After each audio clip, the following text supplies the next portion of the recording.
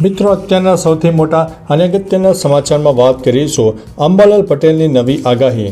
અંબાલાલ પટેલે ઓગસ્ટ અને સપ્ટેમ્બરમાં વરસાદ પડશે તેવી આગાહી કરી છે. દક્ષિણ ગુજરાતમાં ભારેથી અતિભારે વરસાદ અને દક્ષિણ સૌરાષ્ટ્રમાં ભારે વરસાદ પડી શકે છે.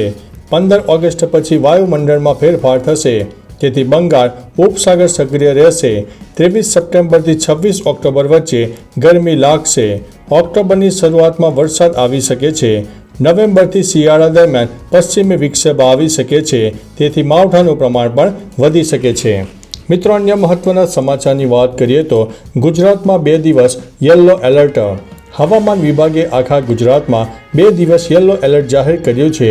48 કલાક બાદ ફરી એક દક્ષિણ ગુજરાતમાં ભારે વરસાદ પડવાની શક્યતા છે. આ ઉપરાંત સૌરાષ્ટ્ર અને કચ્છમાં છૂટાછવાયા વરસાદની પણ શક્યતા વર્ણવવામાં આવી છે. સુરત, નવસારી, વલસાડ, તાપી, દમણ, દાદરાનગર હવેલીમાં ત્રીજા અને ચોથા દિવસે ભારે વરસાદ સાથે યલો એલર્ટ આપી દેવામાં આવ્યું છે. મિત્રો, અન્ય મહત્વના સમાચારની વાત કરીએ તો નદી પણ નહીં, રસ્તો પણ નહીં, ખેતરમાં પુલ બનાવી દીધો છે.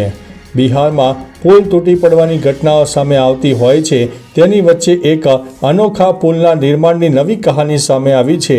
રાણીગંજ બ્લોકના પરમાનંદપુર ગામમાં સુકાઈ ગયેલી નદી પરના પુલ અને લગભગ 3 કિલોમીટરના રસ્તા માટે 3 કરોડ રૂપિયા ફાળવી દેવામાં આવ્યા હતા.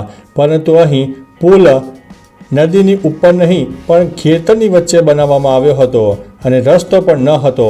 આ પુલનું શું સમજવું તે ગ્રામજનોને હવે નવાઈ લાગી રહી છે.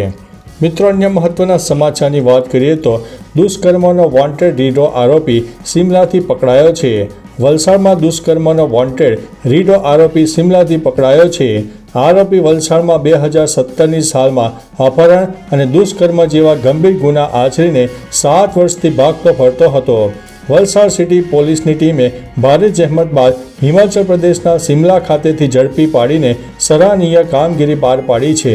ચોક્કસ બાતમીના આધારે ટેકનિકલ સર્વેલન્સ અને હ્યુમન રિસોર્સિંગ કામે લગાડીને શોધખોળ શરૂ કરવામાં આવી હતી. મિત્રો, અન્ય મહત્વના સમાચારની વાત કરીએ તો નાગાર્જુન સાગર ડેમ ઓવરફ્લો થયો છે. ઉપરવાસમાંથી ભારે વરસાદને કારણે તેલંગાણામાં કૃષ્ણા નદી પર નાગાર્જુન સાગર ડેમના 22 દરવાજા નીચેની તરફ પાણી છોડવા માટે ખોલવામાં આવ્યા હતા. સોમવારે રાત્રે પાણીનો પ્રવાહ 3.55 લાખ ક્યુસેક સુધી પહોંચતા વધુ દરવાજા ખોલ્યા હતા. ઉલ્લેખનીય છે કે મેઘાએ દક્ષિણ ભારતને પણ ગમરોળ્યું છે, ત્યારે નાગાર્જુન ડેમ ઓવરફ્લો થયો હતો. ડેમના 22 દરવાજા ખોલતા અદ્ભુત નજારો સામે આવ્યો છે.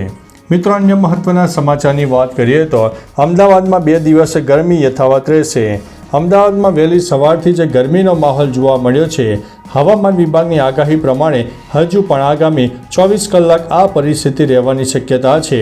તો બીજી બાજુ આગામી 48 કલાક બાદ ફરી એકવાર દક્ષિણ ગુજરાતના જિલ્લામાં ભારેથી અતિભારે વરસાદની આગાહી કરવામાં આવી છે. જોકે હાલ અમદાવાદમાં વાતાવરણમાં થોડો પલટો પણ જોવા મળી રહ્યો છે. મિત્રો, અન્ય મહત્વના સમાચારની વાત કરીએ તો બાંગ્લાદેશમાં હિન્દુ ખતરામાં, 5મું સૌથી મોટું સ્થળાંતર. બાંગ્લાદેશમાં હિંસા વધુ ભડકી રહી છે. દેશમાં હિન્દુઓને રહેવું મુશ્કેલ બન્યું છે. હિન્દુઓના ઘરમાં ઘૂસીને હત્યા કરવામાં આવી રહી છે. ઇસ્કોન મંદિર અને કાલી મંદિરને તોડી પાડવામાં આવ્યા હતા. હિન્દુઓના ઘરમાં આગચંપી કરવામાં આવી રહી છે. લાખોની સંખ્યામાં હિન્દુઓ હાથમાં જે આવ્યું તે લઈને ભારત તરફ આવી રહ્યા છે. ઘટનાએ 1989ના કાશ્મીરી પંડિતોની હિજરતની ઘટનાની યાદ અપાવી છે. મિત્રો, અન્ય મહત્વના સમાચારની વાત કરીએ તો સોનુએ બાંગ્લાદેશમાં ફસાયેલા ભારતીયોને પરત લાવવા સરકારને અપીલ કરી છે. બોલિવૂડ એક્ટર સોનુ સૂદે તાજેતરમાં સોશિયલ મીડિયા પર એક વિડીયો શેર કર્યો છે. આ વિડીયોમાં એક બાંગ્લાદેશી હિન્દુ મહિલાની મદદથી અપીલ કરતી જોવા મળી રહી છે. સોનુ સૂદે પોતાના ટ્વિટર હેન્ડલ પર આ વિડીયો શેર કર્યો છે અને અપીલ કરી છે કે દરેક વ્યક્તિએ બાંગ્લાદેશમાં ફસાયેલા ભારતીયોને બહાર કાઢવામાં મદદ કરવી જોઈએ. મિત્રો, અન્ય મહત્વના સમાચારની વાત કરીએ તો સુરતમાં તંત્રની પ્રી મોન્સૂન કામગીરી ફેલ થઈ ગયેલી સામે આવી છે. સુરતમાં મેઘરાજાએ તંત્રના પ્રી મોન્સૂન કામગીરીની પોલ ખોલી નાખી છે. સુરત મહાનગરપાલિકા હવે ખાડા પૂરો અભિયાનમાં પણ નિષ્ફળ નીવડી છે.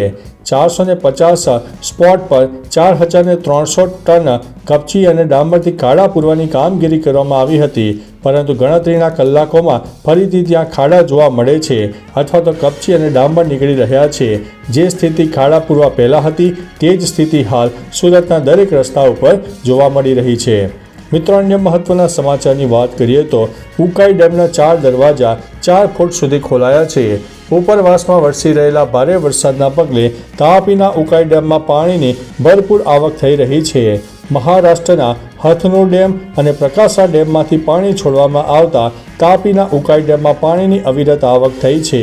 ત્યારે ઉકાઈ ડેમમાં પાણીની આવક વધતા ડેમના 4 દરવાજા 4 ફૂટ સુધી ખોલી દેવામાં આવ્યા છે. ડેમના 4 દરવાજા ખોલીને 40,244 ક્યુસેક પાણી તાપી નદીમાં છોડવામાં આવ્યું છે.